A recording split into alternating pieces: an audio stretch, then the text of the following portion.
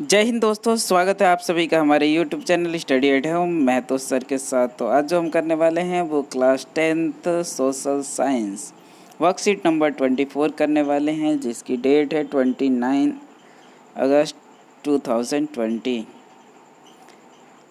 जो हमारे पास टॉपिक है सोशल साइंस SST का जो है भारत में अखाद्य फसलें, ये टॉपिक है, ये भूगोल का है।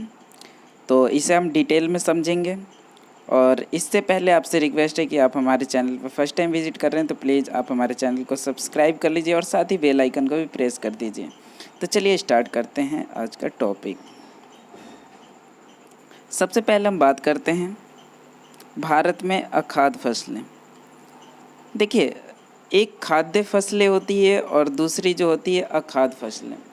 अखाद्य फसलें को ऐसी फसलें होती हैं जिनका उपयोग हम क्या करते हैं, आयात के लिए कर सकते हैं, यानी कि इसे जो है आर्थिक फसलें भी हम बोल सकते हैं, क्योंकि इससे पैसे की कमाई वगैरह की जा सकती है बेचने के बाद। और ये जो है खाने के लिए यूज़ में नहीं लाई जाती है, जबकि इससे जो है विशेष प्रकार के जो है अलग तरह की वस्तुएं बनाई जाती है इससे। तो सबसे पहले हम बात कर लेते हैं, रबड़ की बात करते हैं।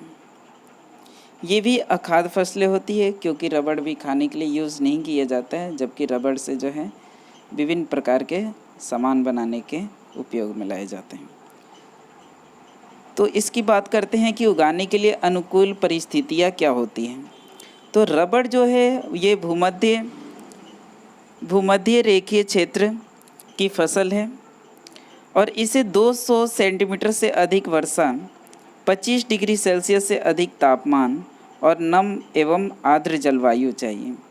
तो रबड़ की खेती ऐसे इलाके में की जाती है जहाँ पे वर्षा अधिक होती है, 200 सेंटीमीटर से अधिक होनी चाहिए, और जहाँ का तापमान जो है नॉर्मल होना चाहिए, 25 डिग्री सेल्सियस से अधिक तापमान, और नम एवं आर्द्र जलवायु चाहिए।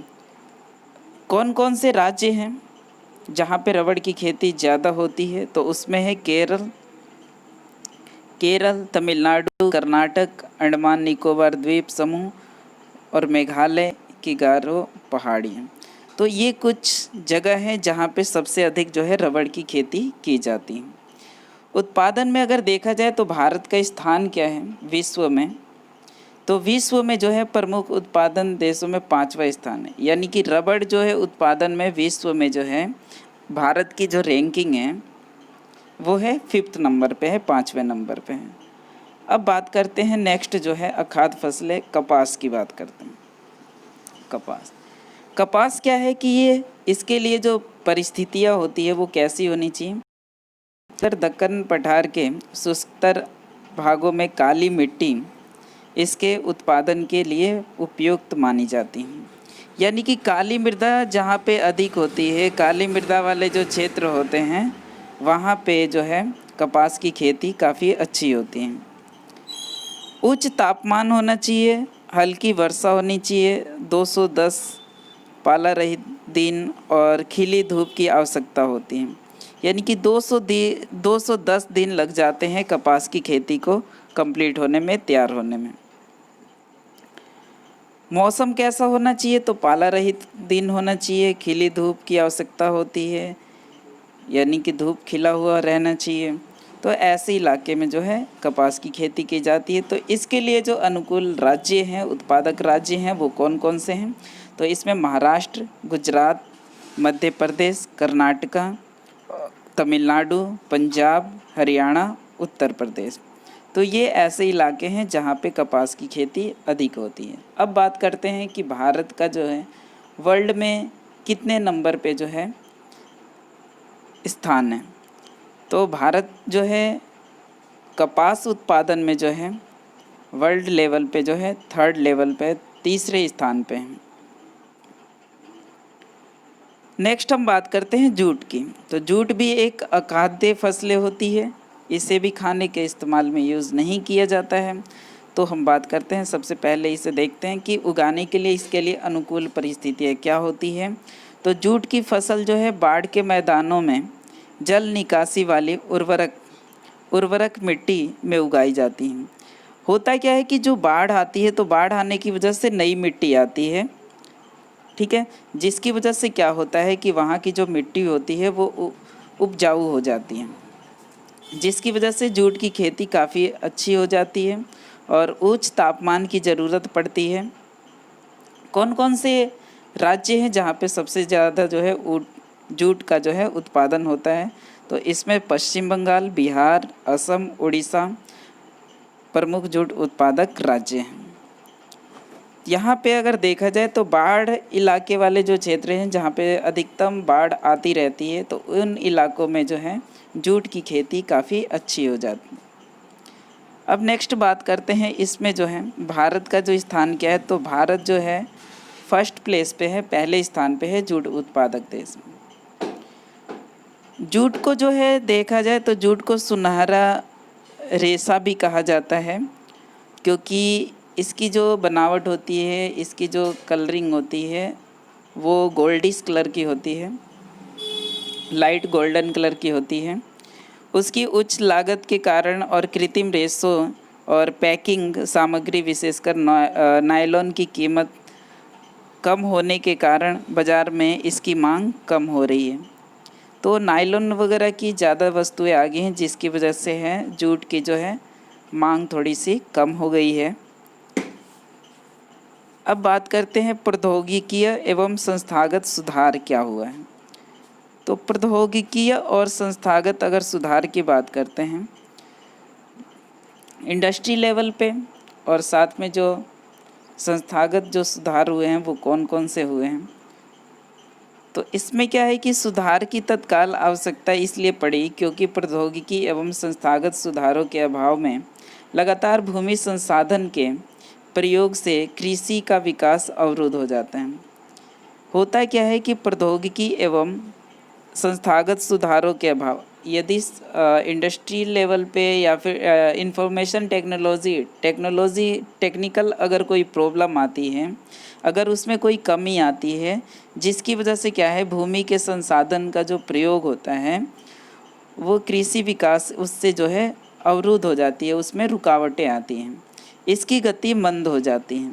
साथ में क्या है कि बढ़ती हुई जनसंख्या के लिए जो है यह एक मुख्य चुनौती है। इसलिए सरकार ने निम्नलिखित प्रौद्योगिकी एवं संस्थागत सुधारों की शुरुआत की है। तो क्या है, टेक्निकल अगर सुधार कर दिया जाता है तो टेक्निकल सुधार होने की वजह से क्या होता है कि इनका ज़्यादा से ज़्यादा उपयोग में लाया जा सकता है। अब बात करते हैं कि इसके फ़ायदे क्या हुए हैं जब प्रौद्योगिकी सुधार हुआ है और संस्थागत यदि सुधार हुआ है तो उससे क्या क्या जो है फ़ायदे हुए हैं, कौन कौन से बेनिफिट हुए हैं। तो इसमें क्या है, एक जैसे इसमें दिखा रखे हरित क्रांति एवं श्वेत क्रांति ऑपरेशन फ्लड की शुरुआत की गई। एक्चुअली अगर हम हरित क्रांति की बात करते हैं तो हरित क्रांति होता क्या है, तो जब पंचवर्षीय योजना की शुरुआत हुई थी तो पंचवर्षीय योजना के अंतर्गत जो है भारत में जो है खाद्यान्न की कमी आई थी, जिसके चलते क्या हुआ था कि भारत में जो है HYV जो सीड्स बीज होते हैं उनका उपयोग किया गया था, जिससे जो है गेहूं की पैदावारी जो है अधिक मात्रा में की गई थी, जिसे हरित क्रांति का नाम दिया गया था। फिर नेक्स्ट आता है इसमें श्वेत क्रांति। श्वेत क्रांति जो है ये है मिल्क से रिलेटेड है, दूध से रिलेटेड है, क्योंकि उस वक्त क्या हुआ था दूध का उत्पादन ज़्यादा हुआ था, जिसे श्वेत क्रांति या ऑपरेशन फ्लड भी बोला जाता है। नेक्स्ट है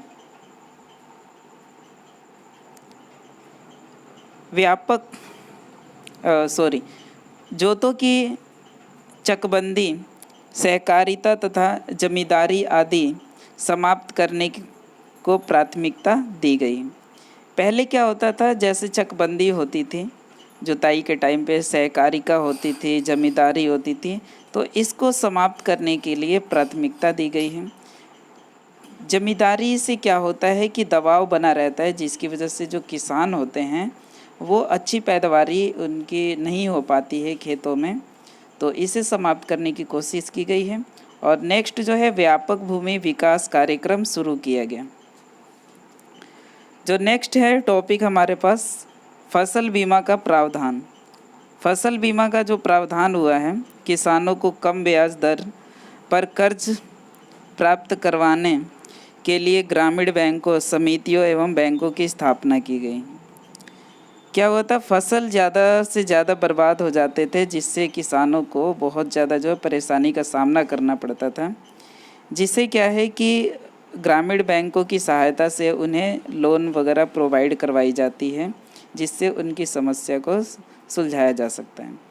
नेक्स्ट इसमें आता है कि भारत सरकार ने किसान क्रेडिट कार्ड बनाए हैं, जिसके तहत क्या होता है कि कोई यदि व्यक्तिगत दुर्घटना बीमा कार्ड, इसकी भी शुरुआत की गई है, जिसकी वजह से जो अगर हम बात करते हैं किसान क्रेडिट कार्ड, तो किसान क्रेडिट कार्ड से ये होगा कि जब भी कोई किसान जो है अपने बीज वगैरह खरीदने किसी दुकान पे जाता है, तो वहाँ पे उसे जो है सस्ते बीज प्रोवाइड हो जाते हैं। साथ में जो दुर्घटना बीमा कार्ड है, यदि किसान के साथ यदि कोई एक्सीडेंट होता है, कोई दुर्घटना होती है, तो उससे क्या है कि उसकी जो मेडिकल है वो कम दामों में की जा सकती हैं।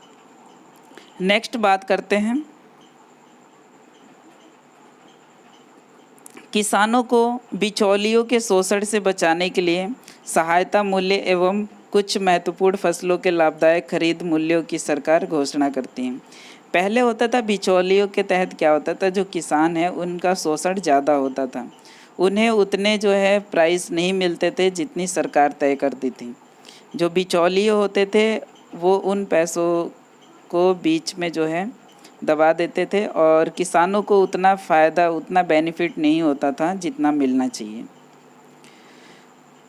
अब बात कर लेते हैं क्वेश्चंस को, किस तरह से क्वेश्चंस पूछे गए हैं और उनके आंसर जो है हम समझने की कोशिश करते हैं।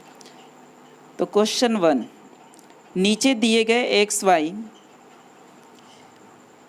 दी गई जानकारी की मदद से उनकी पहचान करें और उनसे संबंधित प्रश्न के उत्तर दें।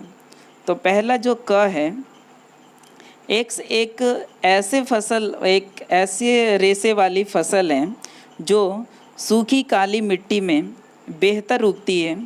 इसे उगने के लिए जो है पाला रहित जलवायु और उच्च तापमान चाहिए। भारत के कौन से राज्य में इसके प्रमुख उत्पादक हैं? तो अभी हमने यहाँ पे रीड आउट किया है कि जो कपास है, कपास की अगर बात करते हैं तो कपास जो है इसके लिए काली मिट्टी की ज़रूरत होती है और पाला रहित जो है मौसम की आवश्यकता होती है। तो आंसर जो है अगर देखा जाए तो यहाँ पे ये हमारे पास राज्य हैं जहाँ पे कपास की खेती अधिक की जाती है। नेक्स्ट क्वेश्चन क्या है वो देख लेते हैं। तो नेक्स्ट क्वेश्चन ख, वाई एक ऐसे रेशेदार फसल है पर यह ज़मीन में नहीं उगती बल्कि कीड़े के कोकून से प्राप्त होती है, जो मलबेरी के पेड़ हरी पत्तियों पर पलता है। औरतें इस रेशे से बुनी गई साड़ियाँ पहनती हैं। तो ये रेशम की जो खेती की बात की गई है यहाँ पे, तो इसका आंसर होगा रेशम। नेक्स्ट जो क्वेश्चन है, क्वेश्चन नंबर 2, आपको क्या लगता है जूट को सुनहरा रेशा क्यों कहा जाता है? इसके 2 उपयोग बताइए। बाज़ार में इसकी मांग क्यों कम होती जा रही है? अगर जूट को सुनहरा रेशा इसलिए कहा जाता है क्योंकि इसका जो कलर होता है वो गोल्डन, लाइट गोल्डन होता है, जिसकी वजह से इसे जो है सुनहरा रेशा कहा जाता है।